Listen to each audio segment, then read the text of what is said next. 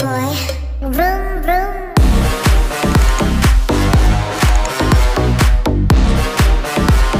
Sa simula ng pelikula, pinakilala sa atin ang isang mabangis na loan shark na nagngangalang Bart. Ang kanyang paraan ng pangungulekta ng pera mula sa mga may utang ay medyo kakaiba at walang awa. Si Bart ay nagsasanay ng isang lalaking nagngangalang Danny bilang isang aso sa buong buhay niya. Bata pa lang si Danny, kinulong siya sa isang hawla, pinakain ng dog food, at sinanay na sumunod. Ang kapasidad ng kanyang pag-iisip ay parang sa isang bata dahil hindi niya alam kung paano magsalita o kumilos, maliban sa kung ano ang itinuro sa kanya. Si Danny ay may espesyal na dog collar sa kanyang leeg sa lahat ng oras. Habang suot niya ito, hindi siya mapaminsala ngunit sa sandaling matanggal ang collar, siya ay nagiging isang agresibong aso at pinapatay ang sino mang gumugulo sa kanyang amo. Walang awa si Bart kay Danny dahil madalas niya itong binubugbog. Ngunit dahil walang alam sa buhay si Danny, sa palagay niya, ang pang-aabuso ay isang uri ng pagmamahal. Isang araw, pagkatapos ng mahabang araw ng pambubugbog sa mga tao para sa pera, inuwi ni Bart si Danny. Napansin ng isang lalaki na dumudugo ang kanyang noo at binigyan siya ng benda. Ngunit walang muwang si Danny at hindi maintindihan ang layunin nito. Bumalik lang siya sa kanyang hawla at sinimulang suntukin ang bag. Mayroon din siyang aklat sa unang baitang na kanyang ginagamit upang libangin ang sarili. Natuto siya ng ilang mga bagong salita at nagpakita ng malaking interes sa pag-aaral. Kinabukasan, pinagpatuloy nila ang gawain ng pagbabanta sa mga may utang. Ang isa sa mga target nila ay ang isang mayamang negosyante na maraming utang kay Bart. Hindi siya tulad ng mga tipikal na tao na nakakasalamuha nila dahil alam niya ang tungkol sa trick ng collar. Para pigilan si Bart na matrigger si Danny, kinuha nila si Bart palayo bago niya matanggal ang collar. Binugbog nila si Bart habang nalilitong nakatingin si Danny at hindi sigurado kung anong dapat niyang gawin. Nagpupumiglas si Bart at sa huli, nagawa niyang tanggalin ang collar ni Danny. Na-trigger nito ang halimaw kay Danny. Marahas siyang nakipaglaban at tinapos ang mga kalaban sa loob ng kaunting minuto. Ang kanyang hindi pangkaraniwang fighting skills ay napansin ng isang lalaking nakatayo sa malapit. Ang pangalan niya ay Wyeth at organizer siya ng isang underground fight match. Nang tumingin siya kay Danny, nakakita siya ng oportunidad para kumita ng maraming pera. Matapos bugbugin ang may utang, kinuha ni Bart ang kanyang pera at lumabas. Bagamat niligtas ni Danny ang kanyang buhay, nagalit si Bart dahil hindi siya nito niligtas noong siya'y binubugbog. Tinawag niya si Danny na walang kwentang hayop at hindi nakita ang katotohanang siya ang dahilan sa likod ng pag-uugali ni Danny. Para sa huling destinasyon ng araw, huminto sila sa isang antique warehouse. Para makasigurong hindi na mauulit ang huling insidente, inutos ni Bart kay Danny na manatili sa warehouse at bantayang mabuti ang alarm. Kapag pumula ito, kailangan niyang pumasok sa loob para tulungan si Bart at ang kanyang mga tauhan. Habang naghihintay si Danny, may nakita siyang piano sa sulok ng silid. Kanyang natandaan na nakita niya ito sa libro at nabighani dito. Habang pinipindot ang ilang keys, biglang pumasok sa silid ang isang bulag na pianista. Ang pangalan niya ay Sam, at narito siya para itono ang piano. Nang makitang interesado si Danny sa pagpapatugtog nito, tinulungan siya ni Sam. Ito ay isang panibagong karanasan para kay Danny dahil wala pang nagtrato sa kanya ng kabaitan sa buong buhay niya. Sa buong oras na magkasama, walang sinasalita si Danny ngunit mukhang wala ditong pakialam si Sam. Upang matulungan siyang mag-focus, hiniling niya kay Danny na makinig sa tunog ng orasan. Nagpaalala ito sa kanya sa alarm na sinabi ng kanyang boss na bantayan niya. Nakita itong umiilaw ni Danny kaya agad siyang pumasok sa loob at nakitang bugbog sarado na si Bart. Siya at ang kanyang mga tauhan ay nagawang talunin ang mga kalaban, ngunit lubha silang nasaktan. Bumalik sila sa kanilang base at sinigawan si Danny. Tinawag nila ito sa iba't ibang pangalan at sinipa siya sa kanyang hawla. Pagkatapos, nakipagkita si Wyeth kay Bart at nag-alok ng isang business idea. Gusto niyang lumaban si Danny sa susunod na underground battle laban sa kasalukuyang kampyon.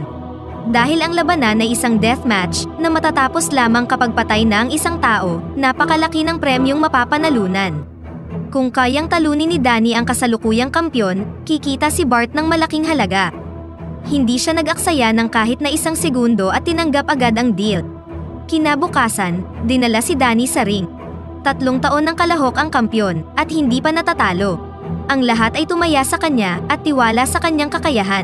Ngunit nang magsimula ang laban, nagpatama si Danny ng 3 malalakas na suntok sa kanyang leeg at napatay siya nang wala pang 1 minuto. Tuwang-tuwa si Wyatt na nakahanap siya ng bagong mapagkakakitaan. Binigay niya kay Bart ang bahagi ng napanalunang pera at hiniling na sumali muli sa deathmatch. Nang pabalik na sa hideout, maganda ang mood ng gangster. Hinimok niya si Danny na humingi ng kahit na anong gusto niya. Sinabi ni Danny ang salitang piano, ngunit sa tingin ni Bart ay wala itong kwenta para sa isang aso. Hindi nagtagal, biglang binangga ng isang truck ang kanilang sasakyan. Ang mayamang negosyante na binugbog nila kahapon ay nagpadala ng mga tauhan para patayin si Bart. Paulit-ulit nilang pinaputukan ang sasakyan at nagawang mapatay ang gangster. Ngunit nabuhay si Danny at isang bala lang ang tumama sa kanya. Dahil wala na ang kanyang amo, isa na lamang ang pwede niyang puntahan at ito ang antique warehouse. Nahanap niya si Sam sa loob at nakilala siya sa kanyang mga yapak. Nawala ng malay si Danny bago pa siya makahingi ng tulong.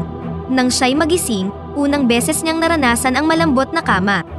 Tumagal ng ilang segundo bago niya ma-realize na nasa kwarto siya ng iba.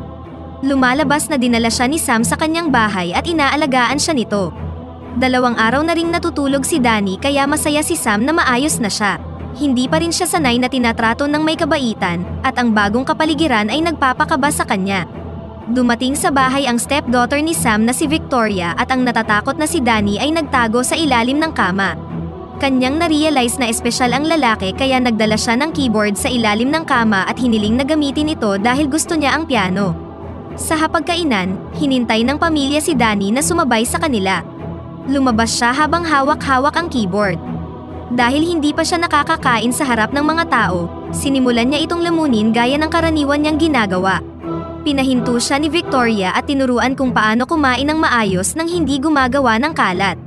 Ang kakaibang pag-uugali ni Danny ay nagawang patawahin ang pamilya na nagbigay sa kanya ng kakaibang uri ng pakiramdam. Maya-maya, sinubukang tanggalin ni Sam ang kanyang collar na kinabigla ni Danny. Tumanggi siyang hawakan ito ng sinuman kaya hindi siya pinilit ni Sam. Kinaumagahan, hinatid ni na Sam at Danny si Victoria sa kanyang paaralan. Bago maghiwalay, binigyan ng halik si Danny sa pisngi na kanya namang ikinabigla.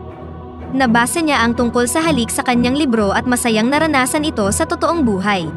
Napansin ito ni Sam at napangiti na lang sa kanya. Alam niya ring merong masamang pinagdaanan si Danny sa buhay na nakakaapekto sa kanyang kapasidad. Para tulungan siyang makihalubilo, dinala siya ni Sam sa grocery store at hiniling na makipag-usap sa cashier. Bagamat kinakabahan, namamanghang pinanood ni Danny si Sam na nakikipag-usap sa mga tao. Kalaunan sa araw na yon, inutos sa kanya ni Sam na sunduin si Victoria mula sa paaralan. Kinakabahan siya nang magkita sila at lumabas ang dalawa para kumain ng ice cream.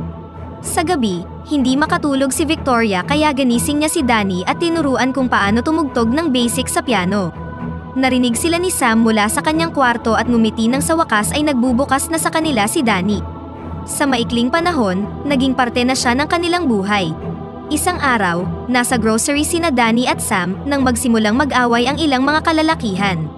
Natakot si Sam at ang buong mamimili ngunit si Danny ay patuloy na hanuhusgahan ang mga gulay na parang walang nangyayari sa kanyang likuran. Kalaunan, hinanap siya ni Sam at tinanong kung paano siya naging kalmado sa ganong sitwasyon.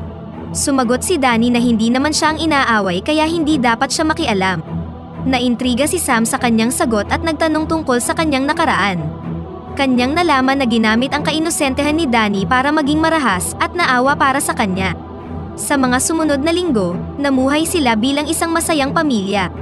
Sa wakas, pinahintulutan na ni Danny si Victoria na tanggalin ang kanyang collar at kalmado na rin kahit wala na ito. Isang araw, dinala siya ni Sam sa trabaho para ayusin ang isang piano. Habang inaayos ang instrumento, kanyang pinahayag na babalik na sila sa New York pagkatapos gumraduate ni Victoria. Nadurog ang puso ni Danny dahil may iwan na naman siyang walang pamilya. Ngunit nilinaw ni Sam na isasama rin si Danny dahil parte na siya ngayon ng pamilya. Pagkatapos ng trabaho, binigyan si Danny ng kalahati ng pera dahil tinulungan niya si Sam. Excited siyang pumunta sa tindahan para bumili ng regalo para sa lahat. Ngunit sa kanyang paglabas, nakasalubong niya ang isang lalaki na dating nagtatrabaho kay Bart. Ibinunyag nito na buhay pa si Bart at matagal nang hinahanap si Danny dahil siya ang source of income ng gangster. Pumayag na sumama si Danny dahil gusto niyang malaman kung sino ang kanyang mga magulang. Sa sumunod na eksena, nakita ni Danny si Bart at nagtanong tungkol sa kanyang ina. Sumagot si Bart na nakita niya si Danny sa gilid ng kalsada at hindi na nag-abalang hanapin ang kanyang mga magulang. Pagkatapos nito, dinala si Danny sa isa pang deathmatch. Inilagay sa kanya ni Bart ang collar at pagkatapos ay hinubad ito, only to find out na hindi na gumagana ang trick. Nang tumangging pumatay si Danny, itinulak siya sa battle ring kasama ang isang mapanganib na kalaban. Agad niyang sinunggaban si Danny ngunit hindi siya gumanti. Para maging kawili-wili ang laban, inilagay sa ring ang mas maraming fighter ngunit kahit marahas na siyang inaabuso, hindi lumaban si Danny. Bigla na lang nang matapakan ng isang lalaki ang kanyang kamay, may kung anong nag-click sa utak ni Danny. Bumalik siya sa kanyang dating sarili at hindi man lang tumagal bago talunin ang mga kalaban. Sa pagtatapos ng araw, madaming tama si Danny at tinapon muli siya sa kanyang hawla. Sa kabilang banda, nag-aalala sina Victoria at Sam sa kanya ngunit wala silang ideya kung saan siya hahanapin. Nang walang taong nagbabantay, lumabas si Danny sa hawla at nakahanap ng ilang mga larawan sa opisina ni Bart. Nakilala niya ang kanyang sarili sa larawan, kung saan nakaupo siya kasama ang kanyang ina sa harap ng piano. Inatake niya si Bart at tinanong siya tungkol sa kanyang ina. Ibinunyag ng gangster na isa siyang prostitute na naging escort niya sa loob ng maraming gabi. Dinadala niya ang maliit na si Danny sa trabaho dahil wala siyang mapag-iiwanan dito. Ngunit nagkagusto si Bart sa kanya, kaya nang mamatay siya sa isang sakit, inampun niya si Danny at ginawang kapamilya. Kinabukasan, papunta na sila sa trabaho at narinig ni Danny ang salitang pamilya, at biglang naalala sina Sam at Victoria. Inilihis niya ang sasakyan, dahilan para mabangga ito at sinamantala ang pagkakataong makatakas. Kasunod nito, bumalik siya sa kanyang tunay na pamilya, na hanggang abot buwan ang saya nang makita siya. Nang malaman ang kwento tungkol sa kanyang ina, naawa sila para sa kanya. Inilarawan ni Victoria ang background ng larawan at kinilala ito ni Sam bilang auditorium na dati niyang pinupuntahan. Para malaman ang tungkol sa ina ni Danny, pumunta sila sa auditorium. Nakilala ng mga staff ang babae ngunit pinahayag na bigla na lang siyang nawala kasama ang kanyang anak at hindi na bumalik. Nakahanap si Victoria ng music notes sa background ng larawan at ginamit ito para tumugtog ng piano. Ito ay ang himig na ginagamit ng ina ni Danny noong siya'y maliit pa lang. Naibalik nito ang mga alaalang nakalimutan niya sa loob ng maraming taon. Isang flashback ang ipinakita, kung saan isang musikero ang kanyang ina at wala ring pera. Kaya naman umutang siya kay Bart kapalit ng kanyang katawan. Palagi niyang inilalayo si Danny sa kanyang trabaho, hanggang sa isang araw, nalaman ni Bart ang tungkol kay Danny. Nang tumanggi siyang makita ni Bart ang bata, siya'y pinatay at dinukot naman si Danny. Matapos mabawi ang mga alaala, na-realize ni Danny kung gaano kadelikado si Bart. Sinubukan niyang paalisin sina Sam at Victoria sa lungsod, ngunit bago sila makaalis, dumating si Bart kasama ang malaking bilang ng mga gangster sa apartment building ni Sam. Pinatago ni Danny sina Sam at Victoria sa aparador para sa kanilang kaligtasan, bago tumakbo palabas upang labanan ang mga gangster. Nakaharap niya ang isang lalaking nagngangalang The Stranger. Isa rin siyang fighter na inupahan ni Bart na merong kapantay na skill level ni Danny.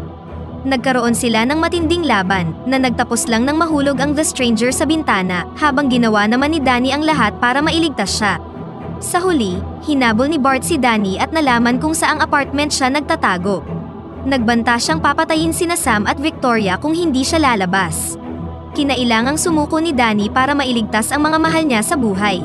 Ngunit nang makalapit siya kay Bart, inatake niya ito at walang humpay siyang binugbog. Agad na lumabas sina Sam at Victoria sa aparador para pigilan siya dahil alam nilang hindi masamang tao si Danny. Nang naging kalmado na ang lahat, niyakap ng tatlo ang bawat isa.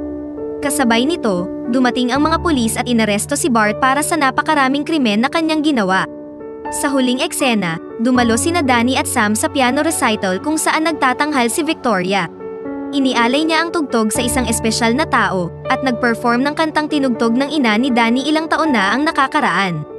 Pinagmasdan siya ni Danny ng may pagkamangha at napaluha sa sobrang kasiyahan.